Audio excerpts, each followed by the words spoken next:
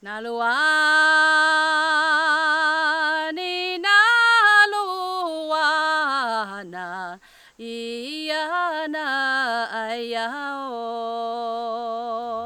a saying that goes, man belongs to the world doesn't belong to the man. This idea of Earth being its own being, and we are not only on it, but a part of it, really rang true for me in my most recent visit to the茂林district in the mountains of Kaohsiung, Taiwan. There is where the Donar village is located, and where the Rukai tribe calls home. I was able to have a glimpse into the village's history, resilience, warmth, and cultural integrity that is alive today in 2021. I'm happy to welcome you through my lens into one of the indigenous tribes here in Taiwan. One unique aspect about this area is that every season has something special to see. I went during the month of November, so I was there for butterfly season. While driving up the main road to our spot, we were able to see many butterflies fluttering around, which honestly my camera cannot truly capture how charming it was. Our first stop of the day was at Duo Suspension Bridge. It stretches 232 meters and stands 103 meters above ground. It once was the primary connection to the outside world. During Japanese occupation from 1895 to 1945, the Japanese put into place a strict and enforced control policy of the tribes around the area. Donar, however, located deep within the mountains, were not as affected.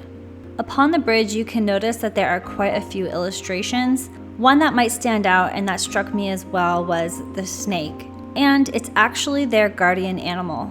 And through this video, you might notice different versions of the snake or the scale patterns as it is sprinkled throughout the area and the village. This bridge, I guess, was originally made by the Japanese a long time ago. It used to just be 3 cables. So you walk on the cable and then you hold it and swing across. So this area has 3 tribes. They're all Rukai, but like different sects of the tribe. So one of them used to be right over here in these mountains, but they were displaced by the Japanese and put here.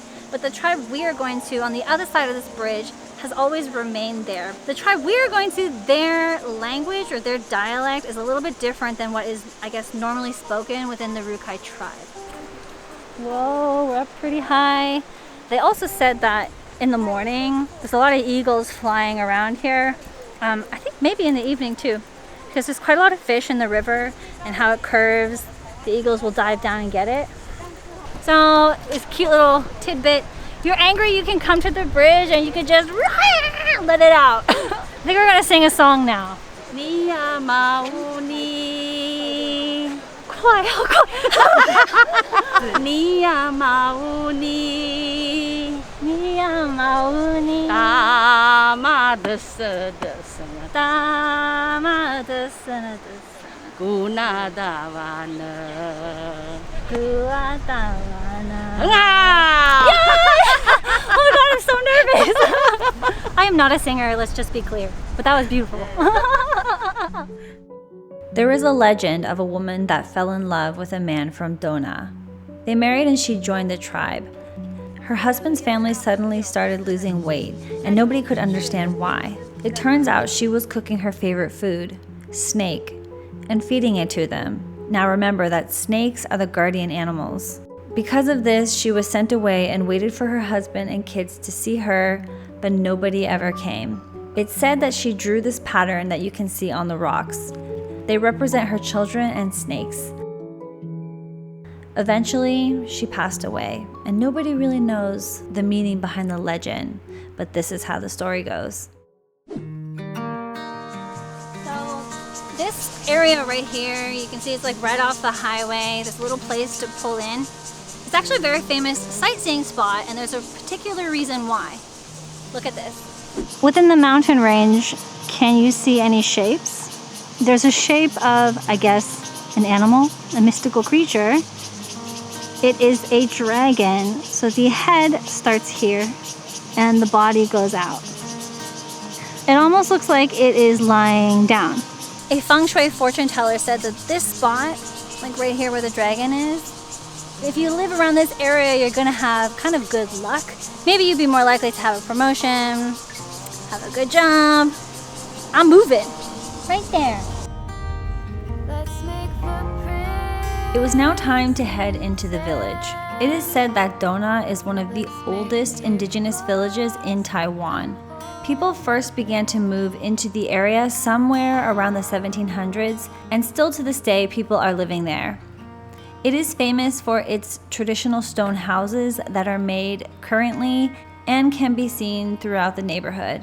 The stone houses stay warm in the winter and cool in the summer.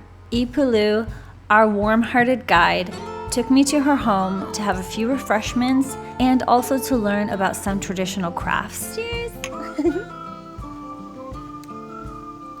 慢了么么，慢了么么，好喝哦，好喝。再讲一次，慢了么么，好喝。It's kind of fizzy like soda. 我们部落里面哈，如果说有男生喜欢的女生，我们就要送小米情人树。So this is something that boys give to girls that they like during the harvest festival, which should be in 7月，July. Tapagadawan. 如果女生喜欢，她就会挂在家里。So if you like the boy back, then you put it outside your house. If you don't like the boy back, you can't eat it by cooking it. That's so cute. I love that. 所以我们在做的时候，那个男生的妈妈会看，哎，我的怎么不见了？就知道他不喜欢我们。啊，如果我看啊，有我们的，就是他喜欢我们。Oh. There is another token that is given to a woman as well when she gets older. It's larger in size and used with slightly bigger but similar materials. The purpose of that is for a proposal. I also learned through Ipulu that every color on the token has a specific meaning. Green is for the area, red is for personality, and yellow is for working the land. The particular one I was shown was just an example, but in real life, boys will attach a lily to it and it represents purity. I can choose one. Today, Ipulu is going to show me how to make one of my own tokens, which I want to add may look easy to make, but you'll quickly see a lot of work and particular steps go into it. Yeah. Thank you. How do I say thank you in their 我下面有 language? 拿钱，马西嗲嘎林啊， Okay, 谢谢。马西Mashi, 嗲嘎 Diakai, 林啊， Lingai. 马西嗲嘎林啊，马西 Mashi, 嗲 Diakai, 嘎林啊。 Lingai. So you take Yeah. these three and put them together like this. 你看我的手哦，啊呢，呀，从这里转，对。 I'm struggling. I'm not a quitter. 慢慢来，没关系。慢慢来你第一次没有关系。对，1、2、3、4、5、6、7，7。 1、2、3、4、5、6、 7。1、 Okay, 2、3、4、5、6、7。 3、啊，过去， 4、 5， 6、7。固定。OK， 好。I did it. 还有一个颜色哦， okay. 那个手 Okay. 手不一样，好抓这里。 When you are arranging the materials and braiding the three colors together, you're supposed to think of and imagine the person who you're going to give it to.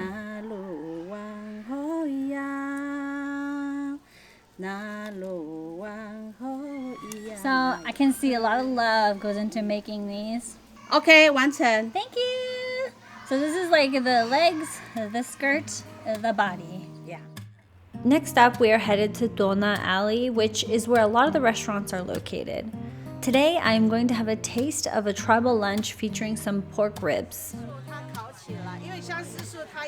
One of the ladies even mentioned that spices are not needed since the oils in the wood can be enough to provide flavor.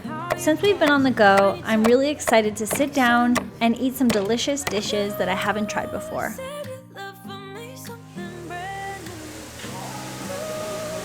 Ooh, looking nice. said the wood brings out natural flavor of the pork ribs because there's an oil in it, and at the end there's a little bit of seasoning. I'm gonna get this. Oh yeah.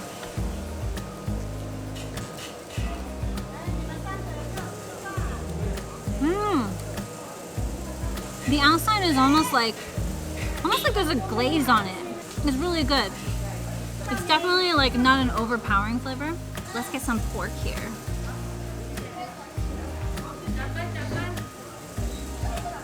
That one's really good. The flavor is nice, the spices are nice. It's very juicy and chewy. They're very different from each other, but both really delicious. Next we are going to get some of this sausage. It also looks like it has a slight glaze on top. It's almost sweet with some salt and peppery taste. And this is something I don't think I've had before. It almost looks like a quinoa, but this is what I made previously at the DIY station. So like, if you don't like the boy, you can make it into this and eat it. I'm gonna try it now. Oh, it's quite sticky, look at it.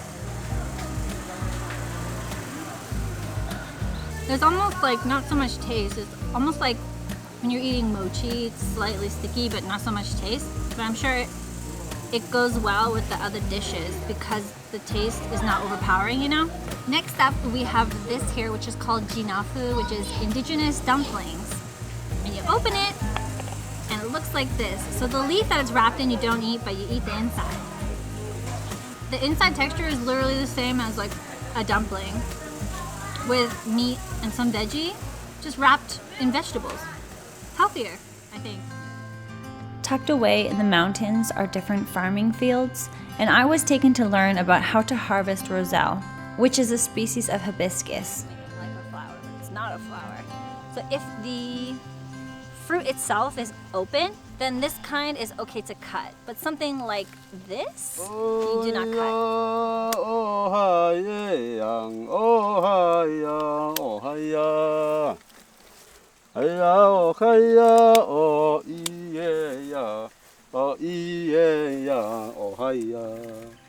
This is what we picked, and it gets turned into tea like this. I'm quite surprised to learn that Roselle can be turned into a hot and a cold tea, or it can be pickled as well.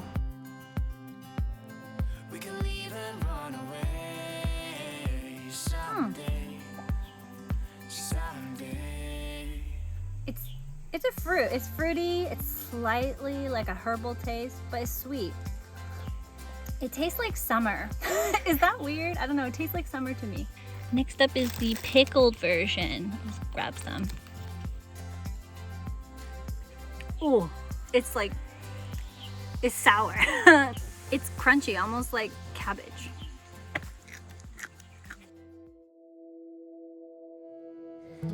So we're at the last stop of the day right before sunset, and this is called the Butterfly Park. And actually the place where I just came from, this whole walkway here, it's like a whole little forest here. There's just so many butterflies, like no matter where you walk. Actually, during the months of November to March here in茂林, millions of Euplea butterflies migrate to here and gather. During the winter, this area becomes known as the Purple Butterfly Valley. And the best time to see these beautiful insects in action is in the morning, right as these sun rays light up the valley. And that concludes my day listening, learning, and preserving one of the indigenous tribes here in Taiwan. And I hope you learned something new too. Thank you so much for watching, and I'll catch you in my next adventure. Bye!